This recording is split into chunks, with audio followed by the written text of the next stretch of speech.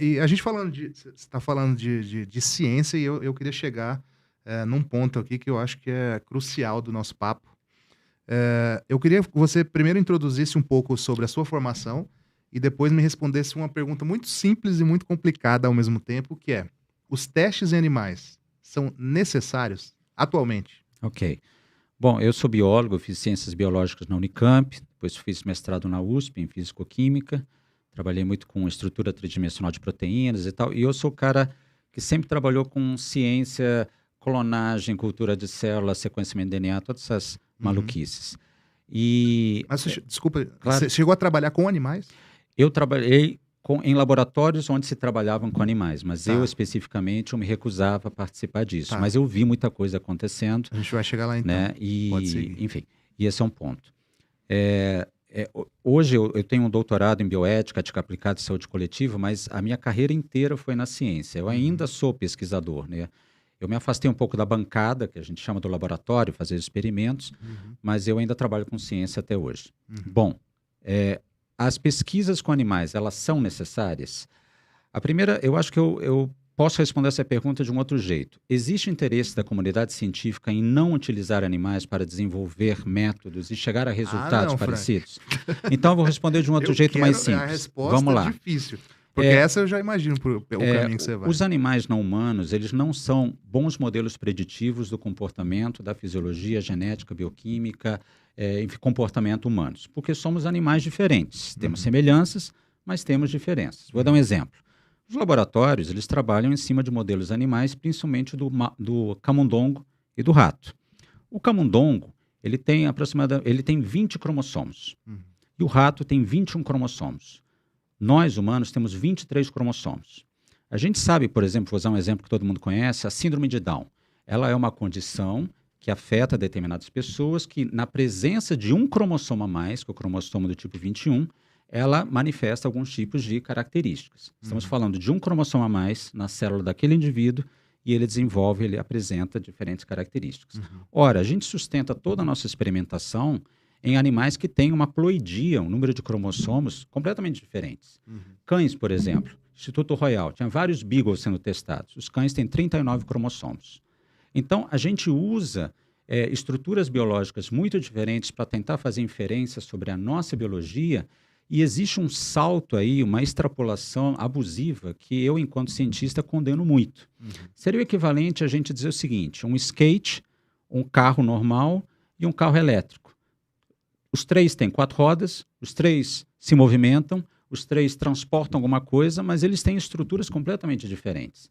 Eu não posso querer entender um Boeing que transporta pessoas pilotando um ultraleve. São coisas diferentes. E, então, de novo, essa é pela questão científica. Então, são necessárias? Eu acho que, no momento, pelo não desenvolvimento de métodos e práticas, pela não intenção da comunidade científica de se esforçar nisso, é só o que a gente tem. Mas se eu pegar um recém-nascido humano e fizer experiências com ele, eu vou descobrir muita coisa. até Muito, melhores, né, até digamos, se melhores, não porque tivesse a elas, questão ética, exatamente, obviamente, né. porque elas são focadas no animal humano. Uhum, Então, os cientistas eles fazem isso porque eles não se dedicam, não existe investimento, vontade, existe todo um apego a uma tradição já antiga de sustentar um modelo que não é eficiente. Vou dar um exemplo e eu vou encerrar aqui. Existem vários remédios que foram testados extensivamente em animais, uhum, foram colocados nas prateleiras das farmácias e depois foram retirados porque eles provocam males, inclusive mortes. uhum.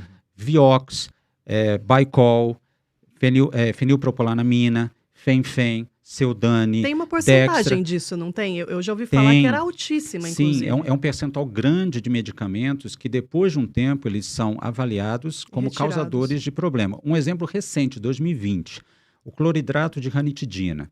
Eu sempre tomei porque eu tenho úlcera no duodeno e ele diminui o efeito do ácido clorídrico no estômago e no duodeno. O que acontece? Em 2020 ele foi retirado porque se verificou que o componente, o cloridrato de ranitidina, ele sofre decomposição dando um produto que é cancerígeno, que é o N-nitroso dimetilamina. Esse produto ele foi retirado do mercado em 2020, mas ele está no mercado desde 1981. Em 1987 ele virou um sucesso terapêutico no Brasil. Quanta gente já não tomou?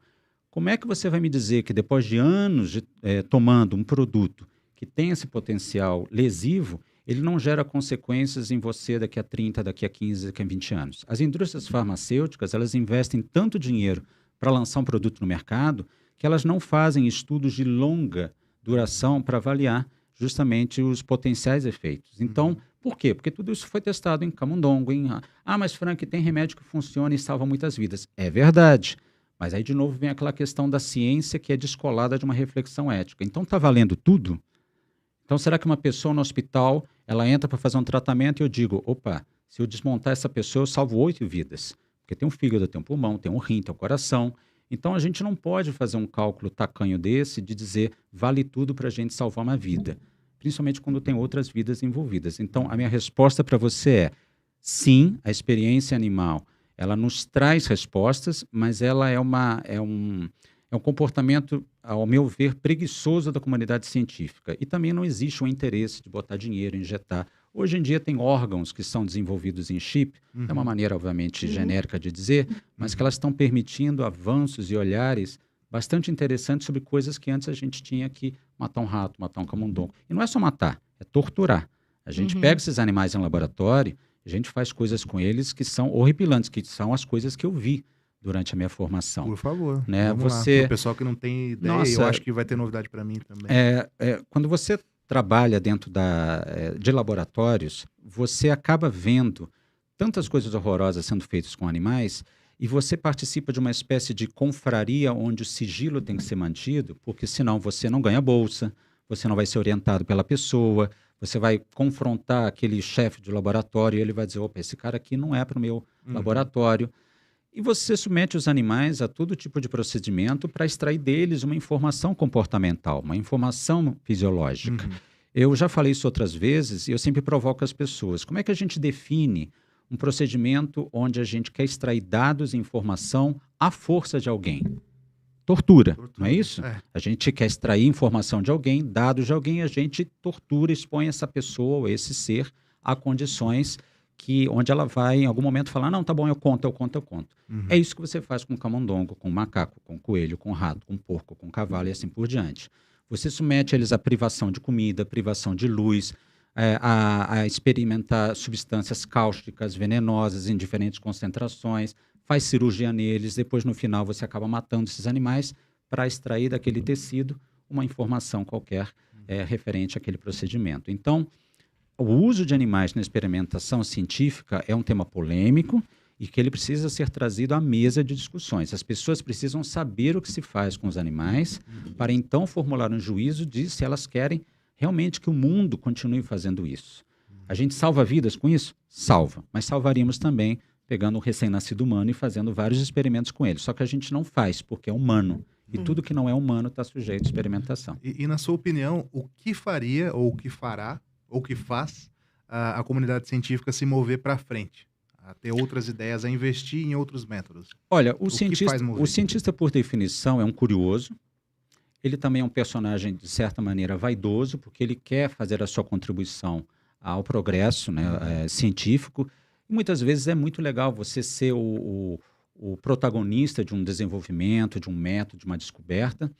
O que faria os cientistas avançarem mais nisso, para começar, seria financiamento.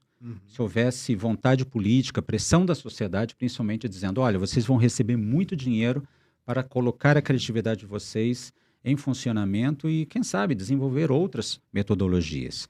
Agora, sem dinheiro, sem pressão da sociedade e sem transparência do que acontece com os animais em laboratório, no Brasil e no mundo, fica tudo como está. É muito confortável para um cientista ele encomendar X ratos, X camundongos de um biotério que ganha muito dinheiro. Também, né? É barato. É muito fácil manter o que está sendo feito há anos. Porque para ele o que interessa? Publicar artigos, ir para um congresso, orientar pessoas e não tem ninguém reclamando.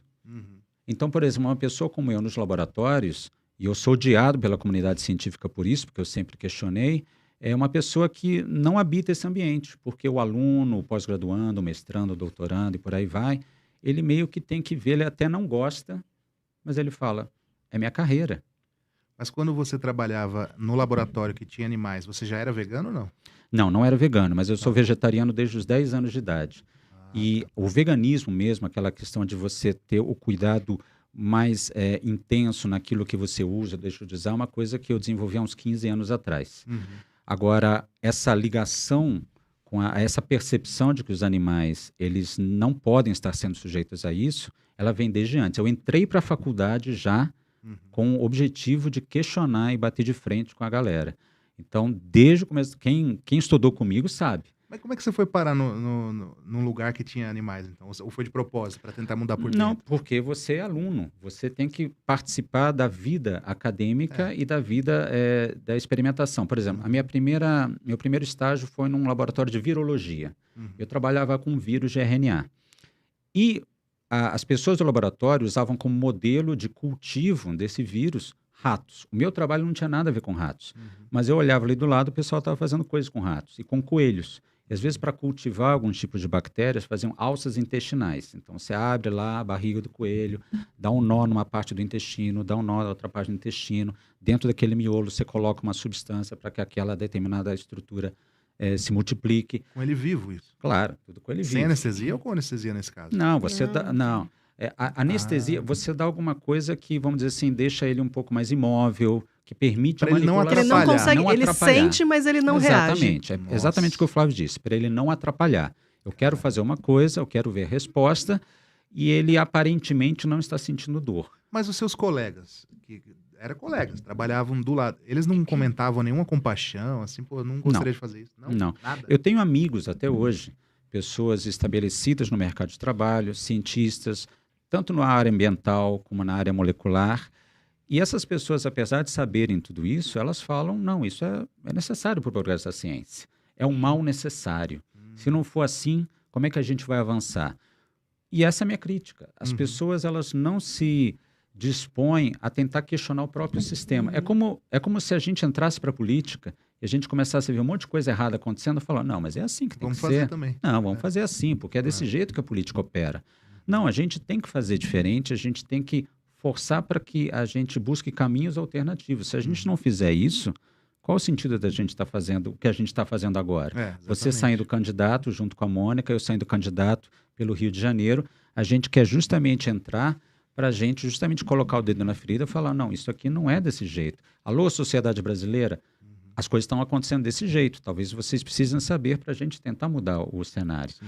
Isso acontece na ciência, acontece na magistratura, em todos os campos. Se não houver gente disposta a enfrentar o sistema, continua como está. Sim.